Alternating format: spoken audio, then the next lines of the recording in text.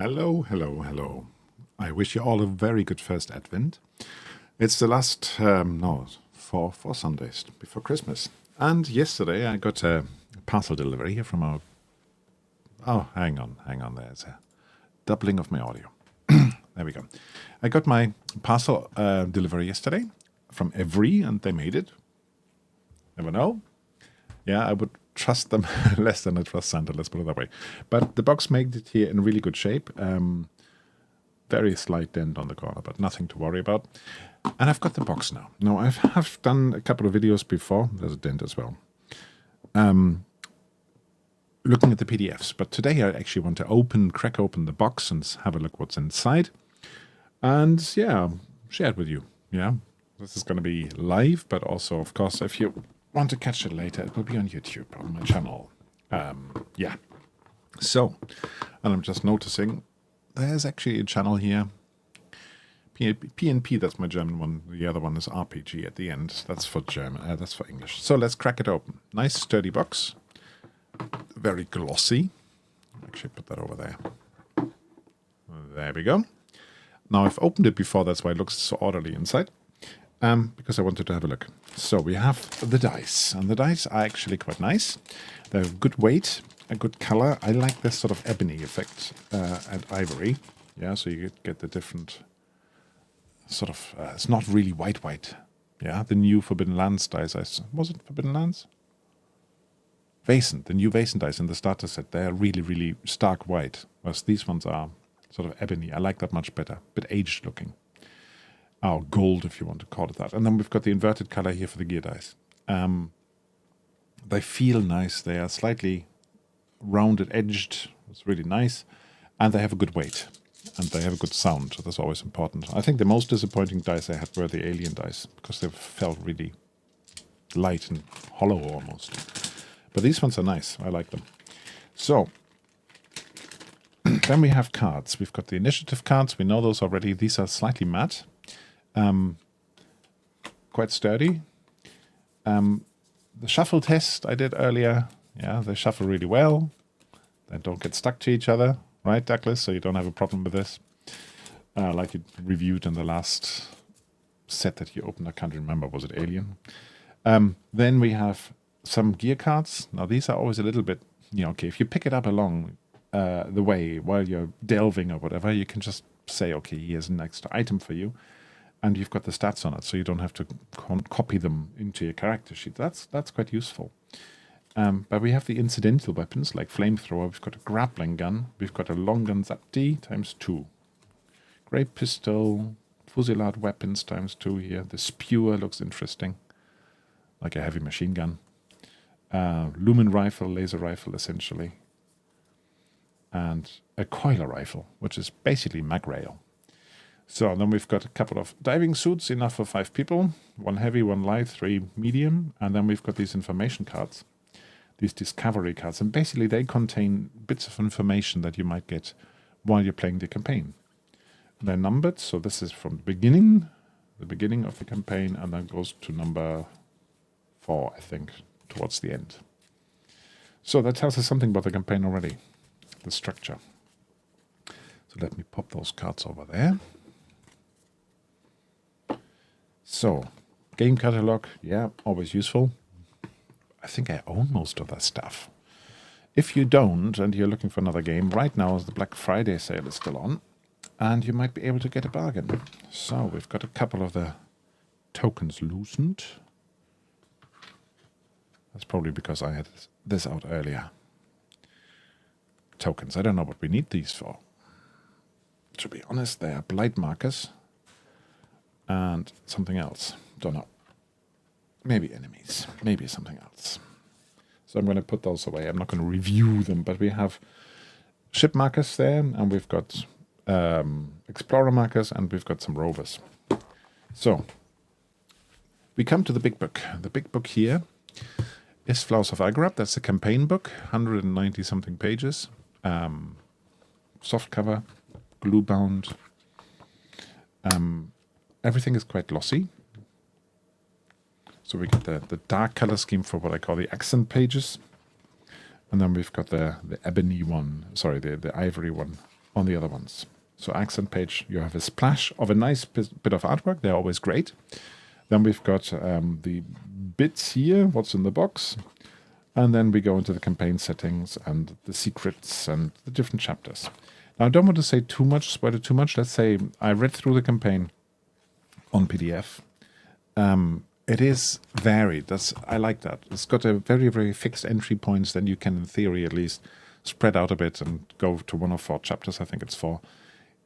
Collect MacGuffins, let's call it that way, before you actually get to the final confrontation, which is then a real tonal shift. But even before that, the planets you visit, the systems you visit, they are all very different. So you might have a overgrown jungle planet that you have to survive on. You might have a burned planet full of ashen mountains with lightning storms going on all the time. Then you might have something that is very much more internally focused with the challenges, let's put it that way.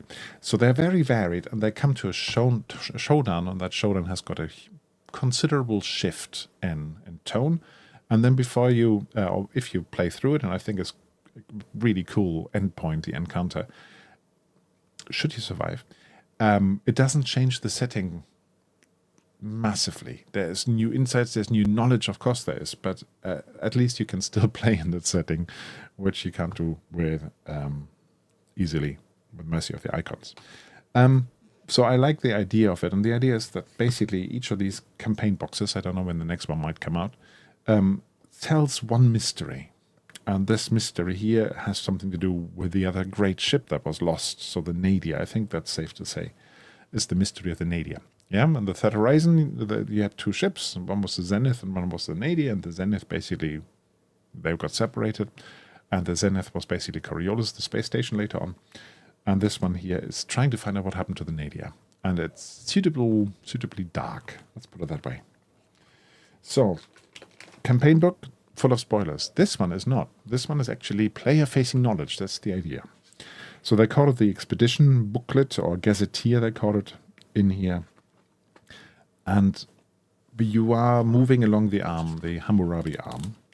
And basically this tells you what the different systems are. And this is stuff that explorers would know. Yeah?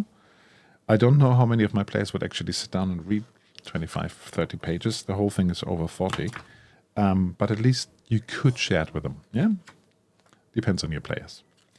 So it tells you what's going on in different systems. It tells you what the Hammurabi way station is. It tells you next planet here, Ninhulam. And it's a mix of factual information and narrative and stories behind it and legends behind it, which doesn't always make it easy to read, really. As a GM, I quite like it because it sparks ideas. And there's so many things that are mentioned but not explained. But as a player, I just wonder whether this might be a bit frustrating. Yeah, because it doesn't actually tell you what's going on. It has all this conjecture and it's got all these other things in it. So very much the unreliable narrator coming through. But yeah, your mileage may vary. So it will tell you, for example, the dangers in the different systems here, so the players know a little bit about them. If you don't want them to, of course, don't give them the book. Yeah, but you can argue that somebody who's a member of the Explorers Guild would probably know some of this information. So the second half is then the ships. There are 2 ships, main ships that feature in this. One is the Akanda, which is a slipstream cruiser. And the other one is the Rigel, which is a great ship. You get overview, you get the deck plans, and there's actually, I'll show you that in a second, bigger versions of these. You get key crew, and probably crew manifest. Yeah, tells you everybody of importance on the ship, the officers, if you like. And then you even get equipment manifest. So this tells you exactly how many decontamination kits have they got, how many comm hooks have they got. Now, if you're playing it as a sort of survival game, and I'm just audio listening to the Terror, the book that has inspired this amongst other things, that might be very, very important. So, then we come to the Rigel. Chunky ship. Sometimes I know what they're going for, but sometimes I just wish that the colors wouldn't be quite as flat on the artwork, because it's also described how the hull painters, for example, make sure that the ships are covered in lots of flowing geometric patterns and colors, and then you look at that and say, okay, that's a blob. That could be camo. But yeah, you get another deck plan. you get a couple of, again, very dark sort of tone-and-tone portraits. And that's it. So this is background information for the GM and for the players.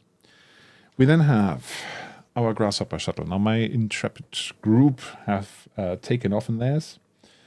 Yeah, they've been flying around in theirs. This is the rover, one of the rovers you can get, the Rhino. Again, tone and tone. Actually looks brighter on the camera than it does here on the card in my hands. Yeah, there's color correction going on. Then we have the handouts. And the handouts, again, they are sort of matte cardboard. If you compare that to Blade Runner, which is all glossy, this is actually, I like this. There's just one slight drawback. This is the mission briefing, or one of them. Handout 6, the report from a previous exploration. And then on the back you have handout 5. Now you will have to say to your players, if you use this, don't turn it over. You see that, but you don't see that. That might be manageable, but bear with me. So we then have 7 and 9 next to each other. We then have 10 and 12. Then we have 16 and... this is the problematic one. So we've got a nice map here. Don't want to show that too much, a bit spoilery. But on the back we have 1, 2, 3, 4 handouts. And I know that they are from the first bit, from the first chapter. But if I only want to give them that and not that one, how do I do that? Do I cut it? Then I've just cut my map on the other side. Do I cover it over and say, don't peel off my stickies? That's probably the best way. Or I would have to copy it. Yeah, copy it and hand it out. And then the black on black doesn't work very well. But yeah, they are lovely handouts. It's just how to manage them. The workflow at the table might be a little bit limited there. And that one for me is like, okay, it's a blob with a light in it. Right. These maps I do like because they give you, if you have them on the desk, on the table where you're playing, they give you this feeling of being an explorer and plotting it out, you know. So I quite like this. But the Algorab arm, and then you get the overall ones, the charted sphere. You get a nice little version of the map here. My group have been to Hessenthal already, to the Cradle. And you get the deck plans in a bit bigger. And I like that again, because you can sort of reference it. This is not something to play with tokens, clearly.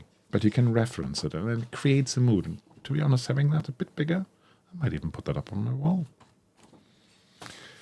And we've got the Akanda, which is the smaller of the ships. The Slipstream Cruiser, same idea. And on the back, we've got some surface travel maps for different, or trek maps, as they call them. They are for different planets, different environments. You can tell that already. There you could, in theory, use tokens. And then the pièce de résistance, the biggest thing that you find in the box, is this big map. Double-sided, so we've got the Lost Horizon, which is harder to read than the Charted Sphere. It's basically pretty much the same. We are... hang on. Where's Jamur? Here. Jamur is in the bottom corner, just there. So it's a bit shifted. It's not quite the same. But it's a nice map. Yeah, I like that. Looks pretty great as a BTT background as well. And then we have probably my favorite map of this, the Ship City map. Yeah, so that's the hub of the civilization. 200 and something thousand people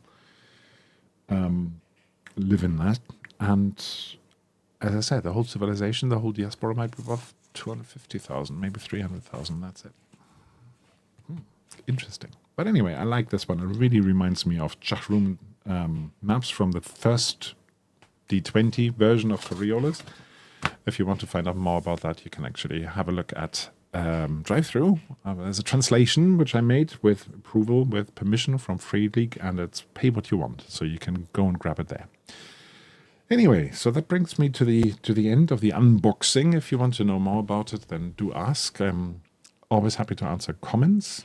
YouTube channel, as I said, it's basically like the one just under my chin here, Roldonash, but underscore RPG for the English one, PNP for my German channel. Yeah, what do you think? Was it worth the wait? I think it was. See you soon, everybody, and enjoy your Advent. Bye-bye.